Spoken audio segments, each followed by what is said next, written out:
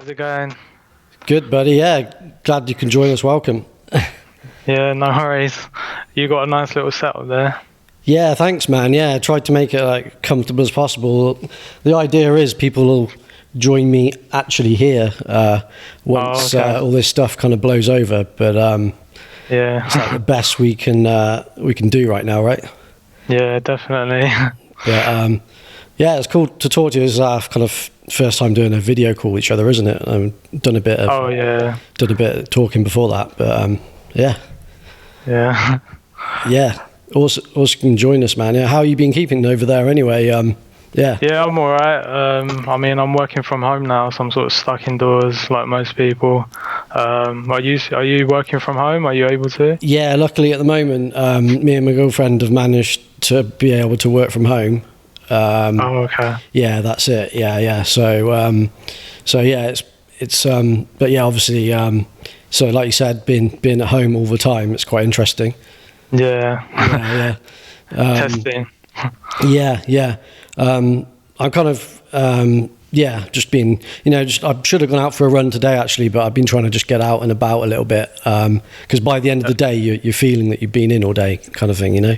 Yeah, I know. Yeah. You need that fresh air. Need it.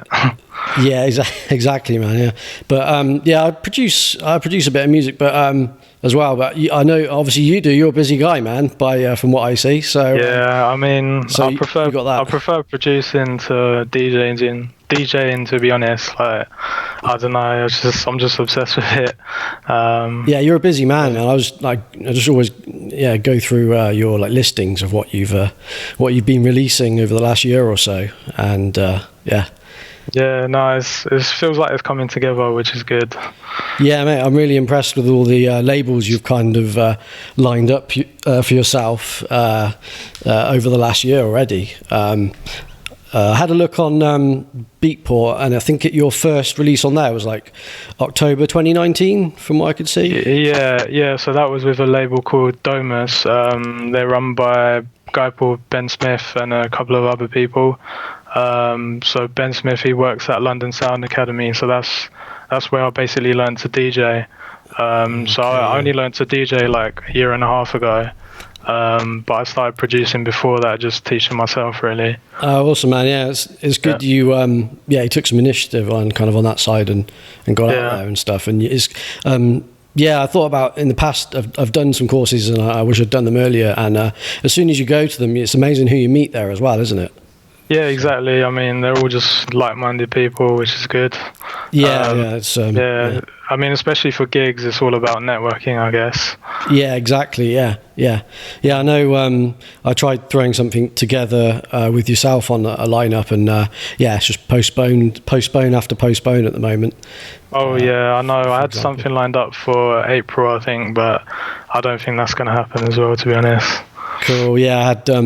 Just trying to think of recent gigs, but I had some tickets for a Ben Murphy thing, I think Orange Yard, Soho, and that got pushed back October, and then it's supposed to be January 30th, but then obviously let's see what happens to that, right?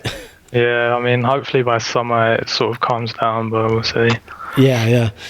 So, have you got anything you'd like to promote, like today, or anything you'd like to talk about coming up? To drop any hints of anything like that kind of thing to watch out for? Yeah, well, I got a release tomorrow on my label, Flip Finesse. So that's a Sankey Soap EP. So that will be out on Beatport and all sort of major digital platforms. I've got a couple friends involved, so Not Brothers and Jordan Masters on the remixes. So I'm pretty happy with the response so far. Awesome. Yeah. I mean, it just sort of takes you back to the old Sankey's days in Manchester. I don't know if you've ever been. Yeah. I noticed that you named the EP Sankey Soap, and because I've never made it. I've heard about Sankey's. I never made it there, but I did a little bit of reading up on it, and it used to be called Sankey's Soap, I think, and then it got Sankey's or something. Well, it was just basically like a warehouse. I think they used to make soap there. Is that what it was? Okay, exactly. It's in the middle of nowhere, really. I was perfect for a rave. Yeah, I mean, I went to Manchester Uni, so that's the only reason I sort of ended up going there. Okay, yeah. I mean, the student nights were alright, but the proper nights on a Friday, Saturday, I just became obsessed with it. That was the place to head out to, yeah. Yeah, exactly. It's like before that, I think Manchester had somewhere called the Hacienda, which was a really old venue, though. That's like 80s, 90s, I think. Like, oh, okay. Yeah. So that was a lot older. But yeah, I noticed you'd partnered with a release from OBP, was it, Music, up in Manchester? Yeah. Saw you'd done something like that with those guys. So yeah, that was a free download on a VA. So they put out a lot of free downloads. So I think this year I'm trying to get a lot more stuff on Beatport now, because I've done a lot of free downloads last year. Cool. Yep. Yeah. So, but they're a good label. They're proper, cool. My bit of me, really. Yeah, awesome. Yeah, no. I think you're on, like you said, things are picking up, and they certainly are with your label lineup, like music related. Weostro, Domus, Surge. There's a lot more on there, and ones I'd kind of been before I started listening to your stuff. Actually, I kind of was following all their kind of activity, a lot of those guys, and then obviously bumped into yourself as well. I really appreciate some of the stuff you're producing, man. It's thank you. I like so you've got that kind of minimal, tech minimal. There's so many genres you can throw around these days, but then I like those kind of blissful, like pad moments you put into a track sometimes. I mean, I try to add a little bit of funk to it, a bit of I don't know, just chilled sort of vibe sometimes. I mean, it depends how I feel on the day, really. Sometimes I'll try and make a Rossi track, and I end up doing something really minimal, like a raw minimal track or something. So cool, I don't know. Minimal, I try not to. I try not to think too much about what I'm gonna make and just see what happens. Yeah, you can definitely get too bogged down in the genres. I try and keep it light as well, like you said. As long as you use those kind of reference tracks, like you said, to like keep to a certain level of sound of how it sounds, even then it works, man. So I can see you have quite a fun approach to when you produce. Like you said, it's kind of you go with the flow a little bit. But you got some tight mixes. Tell us about I've been listening to quite a bit of stuff on your SoundCloud, and you've got some like edits with some classic 90s like R&B stars, like Brandy. I think one of the tracks there. And is it Brandy? I'm trying to. That would be the recent one I did was. Was it Shy Guy edit? Okay, yeah. You know that track Mercy Mercy? Okay, yeah. I think I might have heard that one. Yeah, that's not actually been released yet, but I did post it on Instagram recently. So that will be coming out this year on Earwax. Cool. Yeah, so that got quite a good response, to be fair. I don't know. I've lost track of all the edits I've done recently, but really, I think that Shy Guy one has had a really good response. So as soon as it's out, I think it should do well. I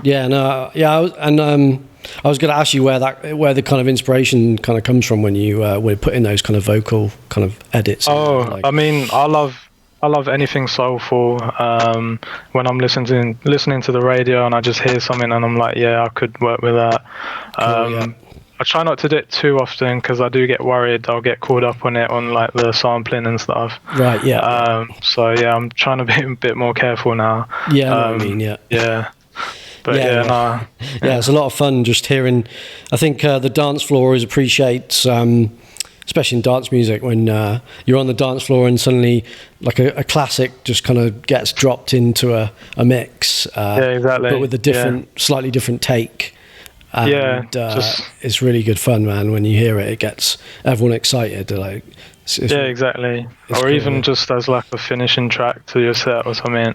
People love that, I think. Yeah, Well, yeah. I do anyway. Yeah. Yeah, and now I was going to ask you. So you mentioned you listen to the radio. Is there any other kind of music you listen to other than kind of in the dance area, or is it kind of just all kind of genres in dance in general? Or Well, recently not as much, but I did used to listen to a lot of jazz.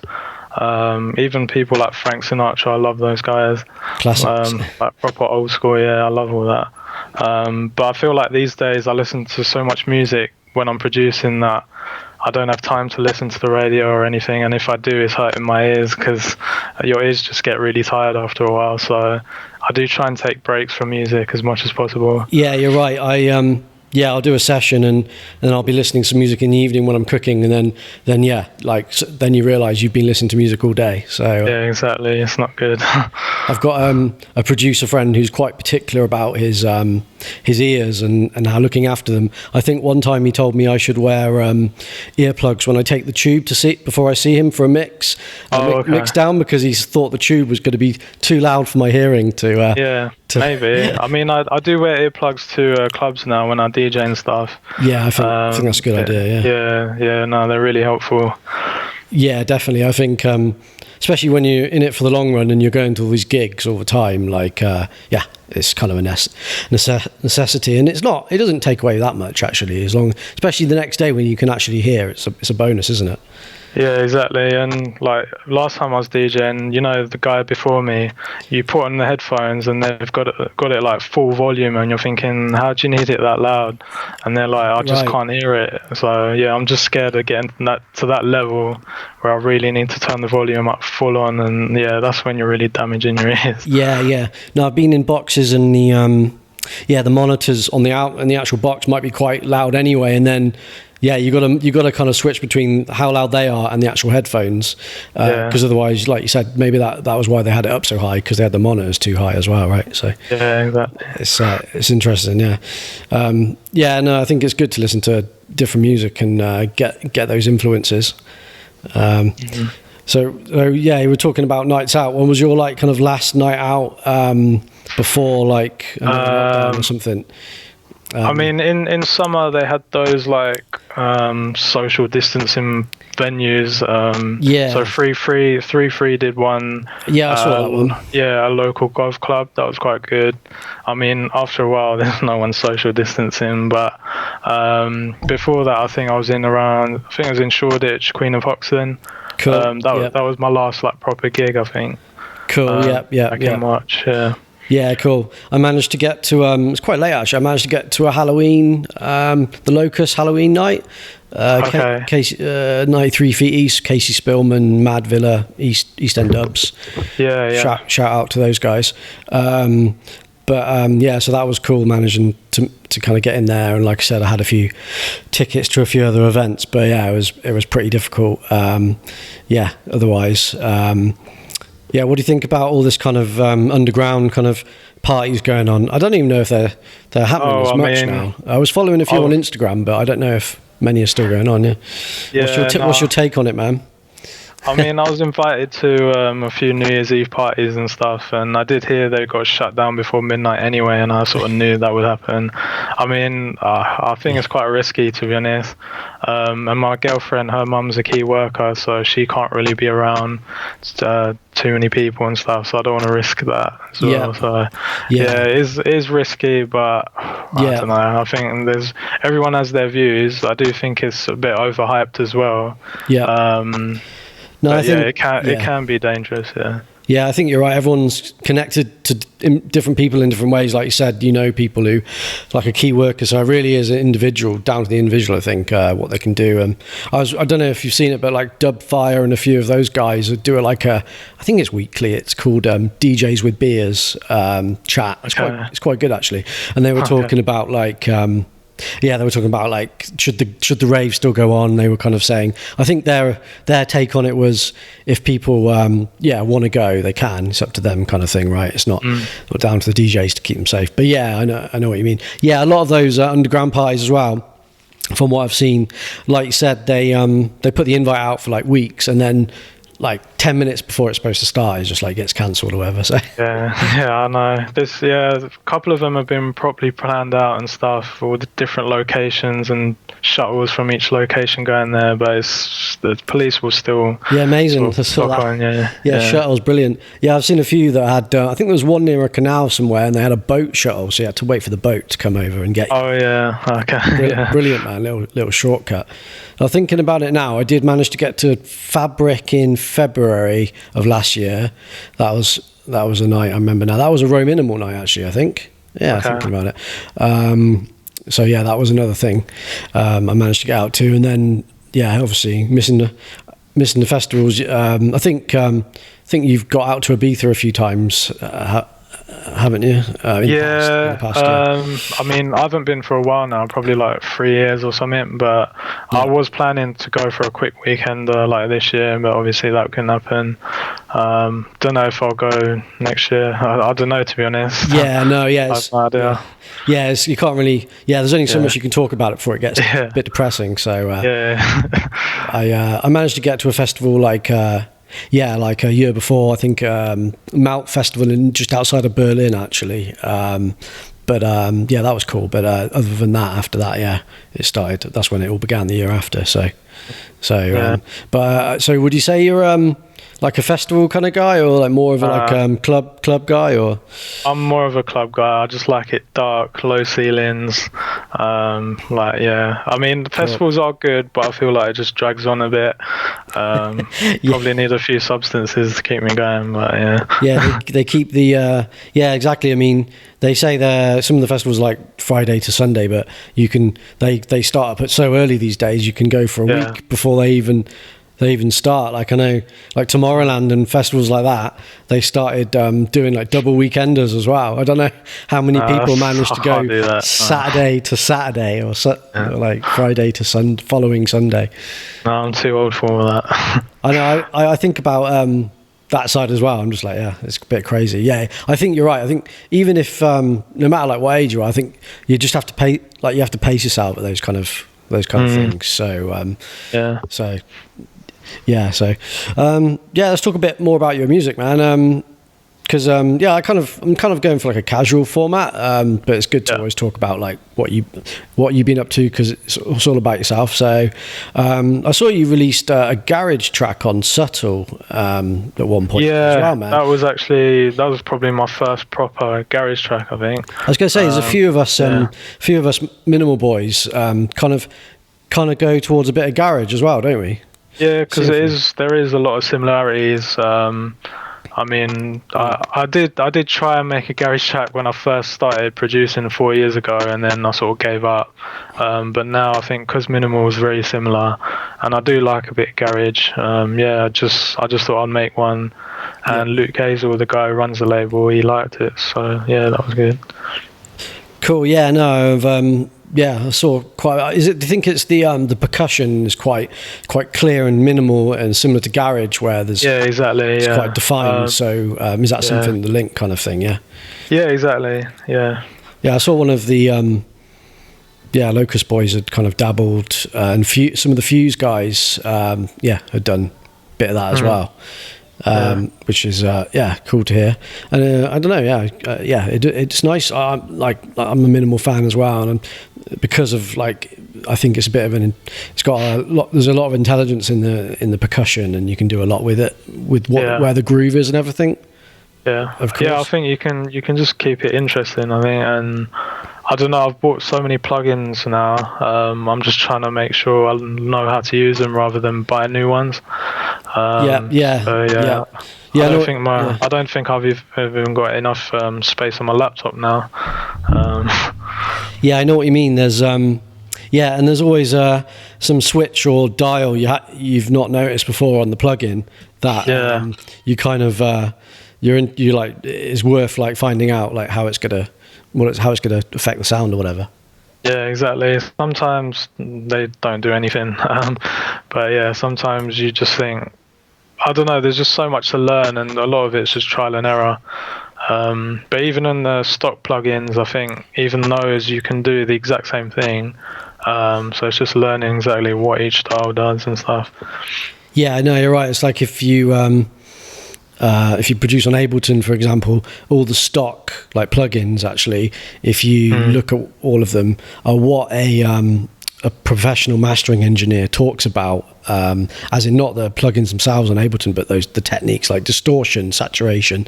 They're all effects that they use in the studio, and Ableton, for example, and all the other DAWs, I think they include those, like you say, so you can, when you actually boil it down to like what's important, like generally it's a lot of the stock stuff can cover it for the Yeah, and I think one thing I've learnt recently is you got to also take into account what the mastering engineer is going to do to your track, because I've noticed in past tracks where I've probably used too much saturation, and then when the master engineer comes, he wants to add saturation as well, but because there's just too much, the track sort of, the whole mix down just goes off a bit. So now I'm trying to like take that into consideration in my mix downs before I send them off now. Yeah, it's a whole world of kind of, like you said, making those adjustments. And like one rule is, I think they always tell you to give, when you're sending it to a master guy, get it under a certain amount of decibels, so because they're going to crank it up anyway, aren't they? When they get it. But I've got a producer friend who kind of mentored me for a while, and I think he's got a very nice kind of mastering chain he's created at home, kind of thing. Okay. With he's got an outboard kind of sound processor that some of the plugins will run on out off his computer, so like USB, but they run off on its own, so you don't, because those mastering plugins can use a lot of CPU, so he offboards them onto that. And so I think it's something I've considered, kind of getting my own mastering chain, because it's I guess when you start working with a mastering guy, like you said, you've been sending your tracks to, you start understanding what they're doing, so you can make sure like you can give it to them in the best state possible for them to do their work. Yeah. I mean, it's good to use different engineers as well, just to sort of see who really knows your sound. And I mean, I use Rob Smalls for minimal house. I think he's one of the like go-to guys. But I've also used Iglesias, who sort of knows what sounds I like. So he does hybrid mastering as well. So that's using analog as well. Nice. But yeah, I think okay, that's interesting. No, recently I've only been using like one guy. Pretty happy with it, but it's always good to, like you say, shop around and just get a feel for what they can do. So I'll take that advice, and anyone else out there, I guess they'll look at that side of things, because like you said, it can come out quite differently. On that side of things. How do you when you produce a track, what are your kind of goals with the sound? So I know you're not going necessarily for anything particular, but are you starting with going for getting a groove, or like a melody, or like drums, or? Yeah, so 90% of the time is start with the drums and the groove and the bass line. But I mean, on the odd occasion, I might hear something on the radio, like I said, and if I hear a vocal, then I'll try and work around that a bit more. But in general, I think with house music, you should start with the drums, because that is the foundation, really. Cool. I think it's all house, which is based on groove. So and that's what the drums are a big part of that. Yeah, although I did come across Scalar, which is a plugin for like your chords and stuff. That is a good way to just like bounce ideas before you even start a track. But yeah. Cool. Like, do you mean melody wise? Melody is like for your synths, pads, and whatever. It's good to just play around with it sometimes, and you might almost make a track just with that. Cool. Yeah. With the minimal sound, it's interesting, because when would you say like this new modern minimal sound kind of came around? Do you think it was people like Rossi and those guys, like kind of like Bo? There's a guy called Bo. He's pretty good. Rossi, Casey Spillman. So it was all sort of before last year, really, end of the year previous, 2019. I think that's when it really sort of picked up, and that's probably when I properly got into it. I was into tech house, but then when I started hearing the more minimal style, I was like, this is more me than tech house, to be honest. Cool, yeah. And obviously the minimal tech, some of that as well. Yeah, like Mason Collective, like I love all them. Cool. I'll have to check a couple of Bo. I'm not sure. I think I've checked, so I'll have to check him out. I kind of like Toman and like another those guys are doing. They were doing throwing some cool parties in Amsterdam by the looks of things before for the lockdown and stuff. Yeah, like all the no art parties. I mean, I do plan to go to like one in Amsterdam soon, hopefully. Yeah, definitely. Yeah. What do you think? They start. Yeah, what do you think about because I've been thinking, because I'm in London as well, and you're around London. Yeah, I'm in Essex. Yeah. Yeah. Because I've been thinking about like living where the music kind of stews and things, and I've definitely considered like Berlin and Amsterdam as like a potential place to kind of hang out at some point. I don't know, but I mean, I've been in London for 8 or 9 years, and recently I've moved more towards Shoreditch. Kind of, there's a lot of obviously like bars and stuff going on here, but yeah, I want to see what it's like here once it all comes back to life a bit more, like living so close to it all.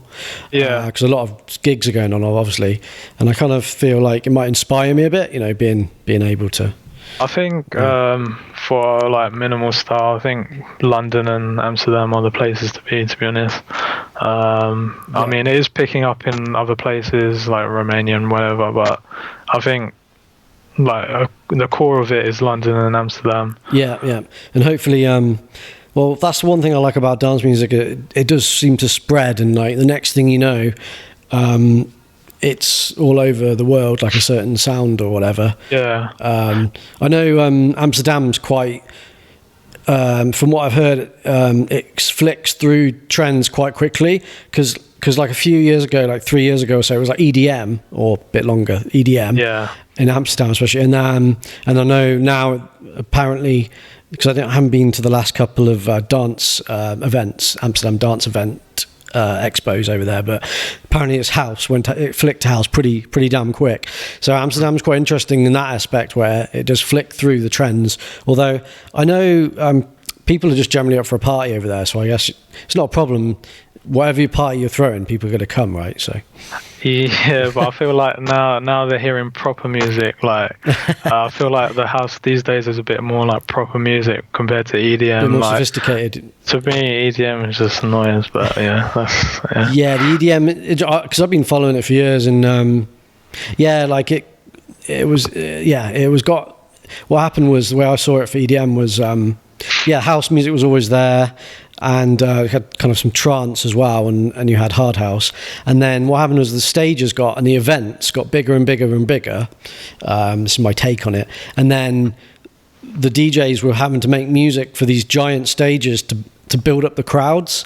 Yeah. And their music started turning into this like just a crowd build, kind of purely crowd builder music. It was quite interesting. So I was on the tube and I was listening. Suddenly the music started to go towards EDM stuff. I think I was traveling somewhere, and I was just like, what am I listening to, man? This is music for like being on actually being like out only in one particular size festival stage, like a huge stage. You can't really listen to this anywhere else necessarily sometimes, because I like the EPs like in house music, because you can actually chill and kind of listen to them a bit more easily. Yeah, exactly. You can. I mean, like I've got an EP coming out on a label called Radar in February. And I think that's sort of, you could listen to it just chilling, and I also think these could be played in clubs as well. So I think it's a bit of both, really, best of both worlds. Yeah, awesome. Yeah, it's good to have. Saw a poster once, and it was kind of a guidance on what you should do when you're trying to create something. And one of them was like, have a concept. I think that's important to have, like you said, a concept you can get into, and then you'll be able to listen to it any time, kind of thing, because it's got a bit more going on with it. Yeah, exactly. So, and it kind of helps you stay inspired a little bit when you're working on stuff. Do you find you burn out at all, like when you're sitting down all the time, like producing? Well, I mean, literally 5 hours will go with like fly by. Yeah. So I mean, sometimes I forget to eat.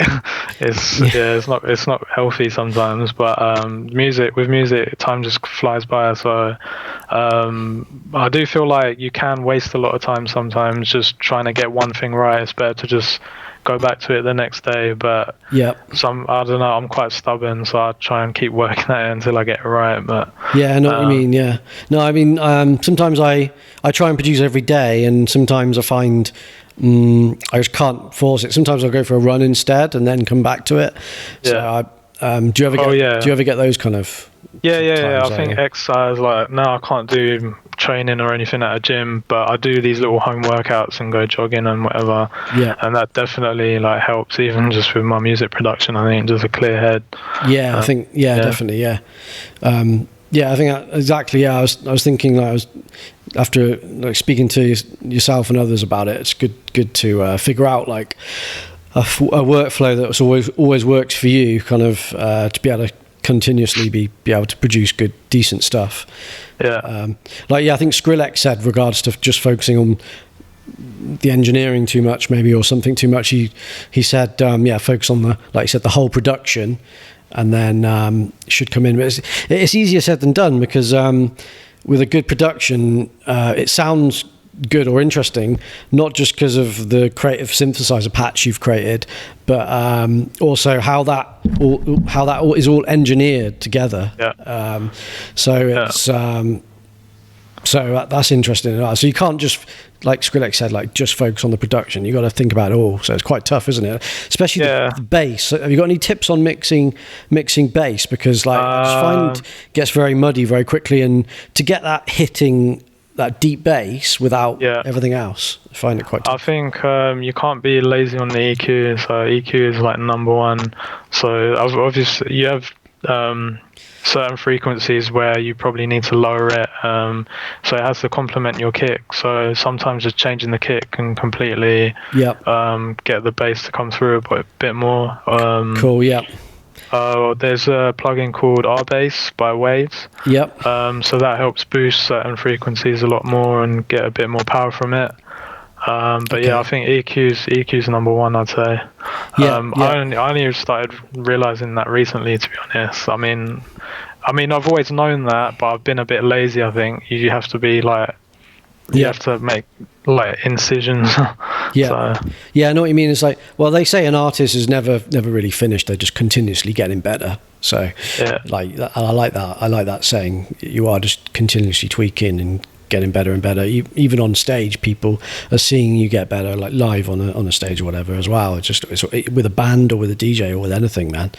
So that's good tips on the bass. Yeah, definitely cutting out with the EQ. And sometimes if you've got a heavy bass, like you said, you can just have a kick. It sounds like the kick's heavy, but it's just because it's working with the bass so well, and the kick might be quite a puny kick, but it works well with the bass. Yeah, and you should try more reductive EQ than any. You shouldn't ever like boosting.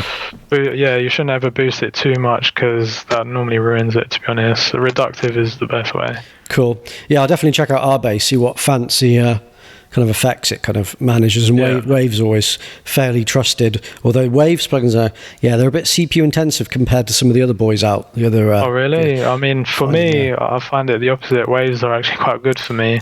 Cool. Yeah. Not all of them. Just I find sometimes a bit heavy. But yeah.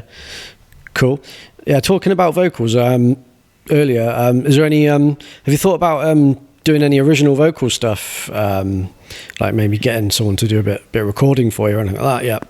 Yeah, I have. I just need to find the right people, to be honest. I've not actually made any effort to find anyone yet, but that's definitely one thing on the bucket list, I'd say.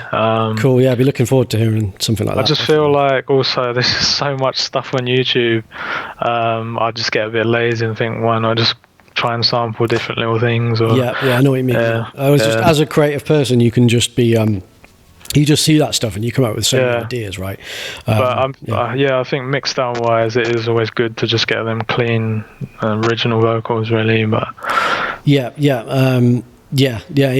Imagine getting your own vocals, like kind of like compared to some of the stuff, the samples you can get. It depends. There's a mix of everything. But I've I tried I've been trying a couple of personal vocal projects, found some singers online, and yeah, believe me, man, the first few are such big projects. Like there's so much to think about. It's quite tough. Like I can recommend soundbetter.com. It's like a search engine for artist profiles, not just singers, but the quality of the singers on there is really good. They do like obviously have a certain charge or rate because they're all independent, so they're freelancers. Yeah. But some of them have got their own. A lot of them have got their own setups at home to record, and they sound really good. So I recommend soundbetter.com for finding an artist, and they're quite useful. They can come up with even if you don't want to write all the lyrics, they'll come up with a concept with you, and you could write it with them. Yeah. And because a lot of them are just writers and singers. They do it all every day, so they know what they're doing. So yeah, it can be quite fun. Yeah, exactly. Yeah. But it's definitely a whole project on its own, getting those. But I think when you try something new, it gets faster each time. So. Oh yeah, 100%. It's just with vocals, I don't know where to even start. What sort of ideas would I give them? I think it would be easier if I just gave them a beat and they sang over it rather than me suggesting. Because I don't think I can think on the spot what I'd prefer, or I don't know. Yeah, no, you can. You could definitely. Basically write a beat and a guide for the vocals, like a melody or a rhythm, and they'd be able to take that and give you some ideas. Definitely, check it out, man. It's good fun. There's some artists out there, some producers, aren't there? I call them top line artists, and all they do is they ghost produce, or write the top line melody, say Madonna. She'll send out a request for 10 of the top artists in the world, electronic producers or whoever she wants on there, to give her a top line melody track, and she can sing on it.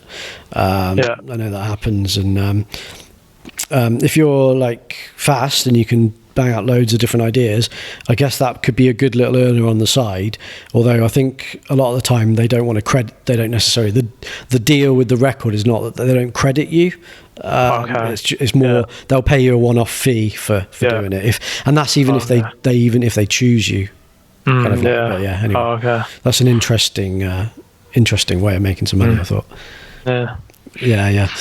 So gigs and producing is kind of a couple of your, although I know you said you're more focused on the production, are they your main kind of involvement with the music kind of side, your career side? I mean, I don't know, I've actually had people requesting whether I do one-to-one tuition and stuff, but to be honest, I don't feel that confident enough to do it. Maybe in the future, maybe in a couple of years, cool, I feel like I'm 80% there, but I still feel like there's so much to learn. I know what you mean. Every year, I feel like I look back and then I think the latest tracks I've done are so much better than the tracks at the start of the year. Even then, it's difficult to put a finger on where you are. I mean, I get to a point and I think, that's it, I know everything, and then a couple months later you're like, you know nothing really. It's really humbling, man, definitely. That's why I find it so interesting, because I'm in kind of in my day job in technology, it's all logical thinking and stuff, but with the music production, and you can do anything. You can basically do anything if you. I feel when you're producing, you can do anything you like as long as it sounds good. So that's why I like that problem to have. It's a nice problem being challenged in that way. You know what I mean? So are you in IT, banking, or? I'm in IT actually. Yeah. Okay. I'm a contract. I started contracting last few years. That's where the money's at, isn't it? It's part of that, and there's a lot more flexibility when it comes to your working hours or your terms. You're like holiday, for example. Oh, okay. And things like that, and how much holiday you can have. I find especially if you live near some kind of bigger city. I think it works out quite well. And so, one of my kind of goals was to be able to work from anywhere. So I was steering towards the technologies that are kind of more online.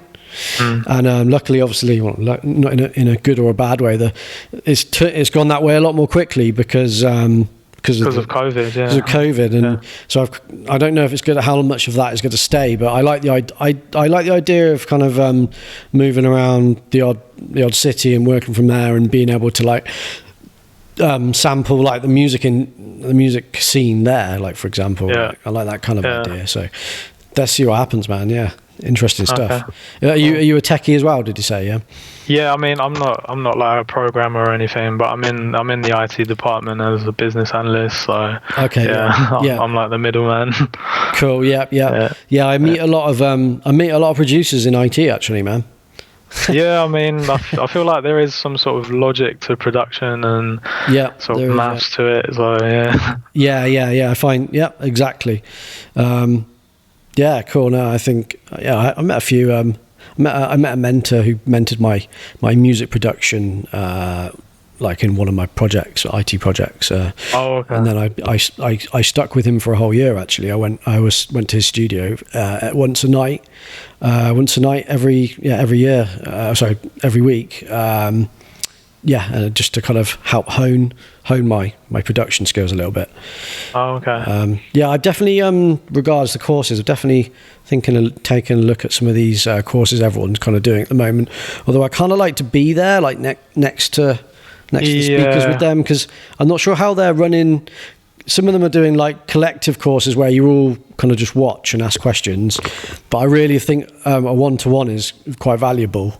I'm not sure how they listen to your stuff like remotely as well. So, well, London Sound Academy do like one-to-one sessions, but I did the Tour Room Academy.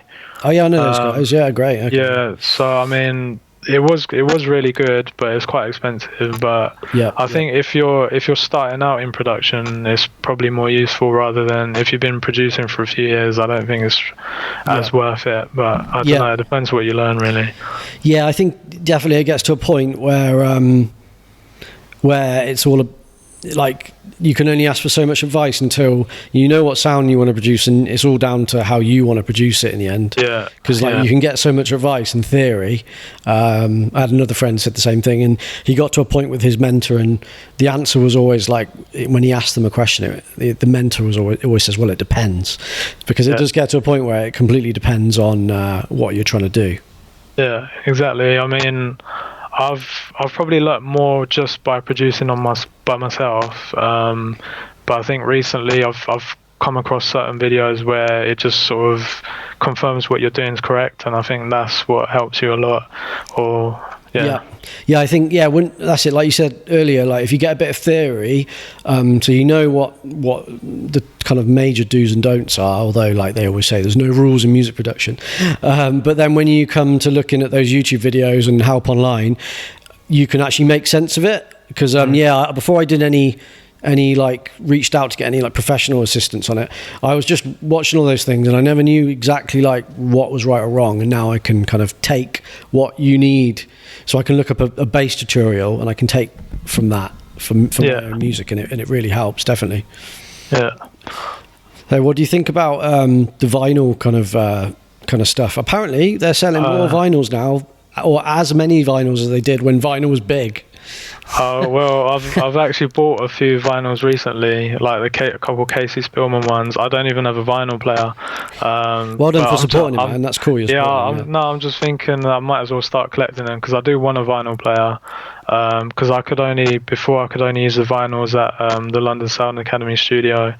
But yeah, I'm just saving up for an actual player. But yeah, cool. I'm just getting my vinyl collection up anyway. Cool, that's interesting. When you were talking about DJing earlier, were you talking about was the academy on vinyl mixing? Is that what you were talking about? You do both. Okay, They teach you on CDJs, and then sort of in the advanced course you do vinyl as well. That's good, actually. I think that's important to show how difficult it used to be on vinyl. Yeah, I mean, I definitely need to practice a bit more, to be honest. I think at least it's cool to have an understanding of what it was like, although like you said as well, like most places, you see at these festivals they've got like a table this long and it's got like 20 CDJs on. Yeah. So I guess if one goes wrong, they can just skip to the next one. But Yeah. and they all link together now. Like you can put a USB in one of them, and then all, I think up to 6 decks, CDJs will connect. I think it's that many, or maybe more now. So you can, and they'll just all play from one USB or whatever you plug into it. Oh yeah, definitely. I mean, the thing is, sometimes you can't actually get tracks on digital. You can only get them on vinyl, so that's another reason to sort of learn. Yeah. I mean, you can rip it, but sometimes it's not always in beat and stuff anyway. So yeah. Oh no, yeah, because especially what happens is so I've taken vinyls, and then the beat matching software, because like you said, the vinyl actually drifts the BPM. Yeah. So you have to you have to go through most of the track, bloody like add in all the different warp points to keep it in beat, which is interesting. And you know it's a vinyl when that happens. But yeah, no, I like I don't know if it's a new technology, but some of the colours that they're printing out of those vinyls now, like they're doing like a marble effect, like a blue one with like a yellow streak through it and stuff. Oh yeah, like I think it's Heads Up or someone who are doing like all the colourful ones. Yeah, it's quite like Chris Stussy. I think I saw he'd put a few out like that. Yeah, following some of his stuff. So yeah, it's interesting. I know. I know digital guys who have gone back to vinyl, like listening to some podcasts on like Graham Farman's like Data Transmission podcast. Actually, they were talking about how they went back to vinyl because there was like less choice. There's too much choice now. So they said they couldn't choose what to buy, so they went to vinyl just so there was like less choice and able to actually decide what to buy. Oh, okay. It's quite interesting theory. Like yeah, I mean the vinyl sound is different. Like, I'm not saying it's better or worse, but the vinyl sound, you can definitely appreciate the vinyl sound. Yeah, definitely. So do you have any like for this year? Do you have any like? Because when you're getting these releases, you probably don't you have to submit a release like a year before, because they all have release schedules. These labels, right? So well, yeah, for the bigger ones, it will be. They'll book them up for the whole year. Yeah. But for the smaller labels, it's a lot easier. But then sometimes, if they're looking for a remixer, they'll just approach you. Or so there are cases where I've been approached. And to be honest, in the last 3-4 months, I've not submitted one demo. I've been approached. That's so awesome. That's the way to. I mean, it makes my life easier, but it also means you got to turn people down. So yeah, it's just picking the right labels and because they're approaching you about a remix. They've got a date, they want to release it. Is that what it is? Yeah, exactly. So you don't always have time, or sometimes it's risky doing a label that you've never heard of, because sometimes they'll ask for the EP and then they go missing. That's happened to me a couple of times. So now I've got to be quite careful, really. But you mean they like just you submitted it, but they just kind of went offline or something? Like exactly. I mean, I know everyone's busy and they've got their sort of normal work lives as well, but I don't know. It's just not professional ways. So you just got to go by word of mouth. Some people might have heard the label and stuff. Yeah. Okay, cool. And I guess like you've always got an idea about where, like, what labels you'd like to go on in the future as well, and things. Oh yeah, definitely. I mean, you've already like got on a hell of a lot of them, so. But I think you must have had a vision before you got on those labels that you wanted to kind of head that way, like. Yeah, so Huostro and Surge, they were like my top, really, or one of my top ones. I've got a few others in mind for this year, but. Again, they're probably booked up for this year, so the tracks won't come out until next year, I reckon, if they did get signed. But yeah, I mean, let's see what happens. yeah, that's it. And I know a lot of people start their own labels because of those release schedules, I think. Like, and I noticed. I saw that obviously you've got your own label now, man. Yeah, exactly. So for this year, I will be releasing on my own label, and then I'll get other artists involved on the remixes. So artists I've been feeling recently. So, and then next year, I reckon I'll start listening to other people's demos and get stuff out. Yeah, that's cool. Yeah, that's called Flip Finesse, right? Yeah, exactly. Flip Finesse Records for anyone listening. Yeah, I just thought it's a bit of a funky name, and it's also if you like a vocal, just flip it and finesse it. Nice. Didn't even have to ask the meaning behind that. It says it in the name. Awesome. Yeah. Is that one of the? Is that one of the benefits of having your own label? Then kind of must be cool being able to form. Like you said, find people like who are interested and then choosing them to do a track for you. That must be exactly. That must be cool, man. Yeah, no, it is. I mean, it's more work than I thought it'd be. Just getting all the releases scheduled, then you got to do all your SoundCloud, you got to do Instagram and all the socials, and you got to keep artists up to date. And then 6 monthly, you got to start paying out any earnings. So yeah, it's not easy for one person to do. So maybe when I start listening to demos next year and stuff, I'll see if anyone else wants to get involved. Yeah. Awesome. Yeah. So yeah, you're looking for people to like kind of create new tracks, but also like you said, you're like, it's cool because you can release on your own label and then you can ask people to do remixes of those. Yeah, exactly. Yeah. It's always interesting when you hear some of these. It's amazing how creative people are with these remixes. Like their take on a track. Like, I mean, these days, like the remixes are normally better than the original, which is good. But you're just thinking, oh, how did he think of that?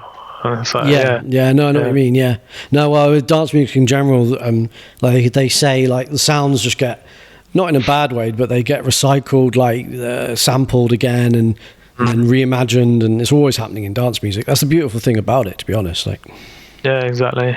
That's it. Yeah. So would you when you say if you wanted to remix some of your favorite artists' tracks, like I guess how would you get into that kind of area? Would it be that I guess you're producing stuff that they might like as well, and then that you would just have to obviously, if you like befriend them and get friendly with them, they might offer it, I guess, like a reach out. Yeah, so what I've realized is normally the label will have people in mind and they'll approach them and they'll sort of ask you as well. But so like for Domus I've got a release coming out this year, but they're looking for another remixer. So they're just approaching. They've got their own list of like top sort of producers who they like, and they'll just work their way down the list. And cool. Yeah. And to get on those kind of lists, I guess it's just about enjoying producing and just getting your music out there and building up a profile, really. And exactly, like if you're like playing some of their music out and just building up like a reputation, and then eventually like you just all start just respecting each other. Like for people who are like yourself putting out so much music, you just start respecting like what they're trying to do, the world they're trying to create with the music, and then like it just becomes like a world of that sound, basically. Yeah, because I think that's why I like the minimal scene as well, because it's still quite underground. There's not a massive gap between the upcoming producers and the top artists. I mean, there is, not compared to the other genres like I think tech house. I think there's a bit of a bigger gap. Because you've got your Solados and your Detlefs, and I think the upcoming producers, they're a bit further. Sort of, there's a bigger gap there, I think. Cool. Yeah. I see what you mean. Yeah. No, definitely, and. Yeah, it's interesting how some of these bigger artists, they'll create a new name, kind of start again in a different genre sometimes, and kind of work their way up. Is interesting how they do. Like, well, talking about the biggest guys, like David Guetta started like a new name, Jack Back, I think, and that's interesting. He says he's gone back to obviously that's like talking about huge, kind of the other end of the spectrum. But you got like, because you got Fuse, like a great London label. And then they've obviously started Locus, which is like you said, some of the guys have not been doing it as long, but they're producing some great stuff, and that creates cool communities, because I guess they get all the expertise of Fuse and what they've got and running a label and parties and stuff, and then but that you can kind of, for example, join a smaller kind of piece of it, and then get mentorship. Well, I mean, the only thing is with Locus, it's still top artists on that as well. So I've noticed, Max Chapman. He's got his Resonance Records, and then he started off Low Res for the sort of upcoming artists. But again, these are all big artists on there. So, right. Yeah. I mean, I don't know. In some cases, it does work, but in some cases, it's just another label with top artists, really. Maybe it was a bad example, but I see what you. I know what you mean. But yeah, it's cool that they yeah, it's cool that, like you said, it's cool to. There's just this whole like you said, the way these labels get created and build up, and you can, and it's a whole new story. To kind of be part of. So yeah, awesome. Well, yeah, thanks for doing the interview, Funky. It's no worries. Hopefully we'll catch up soon. Cool to have you on. Yeah. Is there any? Obviously you've done a shout out to like some of the music coming. Is there anything else? Where can people find you, man? Like Funkytino, Instagram? Yeah, funky.tino on Instagram. I'm having issues with my Facebook account, so don't worry about that. But yeah, I don't really use Twitter, so it's mainly Instagram, I think, and SoundCloud. Yeah. So there's a lot of free downloads on my SoundCloud account, and then a lot of new upcoming music on Beatport. All right, cool. Yeah, I'll be just keeping an eye on all of that. No, I did see a Facebook post on your channel, like on the 15th of Jan, so that one worked. But yeah, good luck getting that fixed. Cheers. Yeah. So you got anything coming up in terms of gigs and towards the end of the year, or? Yeah. I put that party that I was doing. Is it Minimal Elements, I was calling it, just on ice for now, just because having to reorganise with the venues all the time gets a bit... I know, it's may as well just wait for the government to confirm like when everything's opening up. So yeah, I'd like to do that. I kind of want to start that because not really put a few parties together, but I want to start that up because just like we were talking about earlier with like London Community, just want to kind of get some of my favourite artists and DJ alongside them if we can, and some cool venues and just have fun, man. So so I'll definitely want to organise that, and so I'm trying to put out a set like recorded set online every few months or so on my SoundCloud, and kind of in between the minimal tech sound, and I'm trying to produce a deep album. Okay. At the moment, it's kind of, when you say deep, you mean deep house or?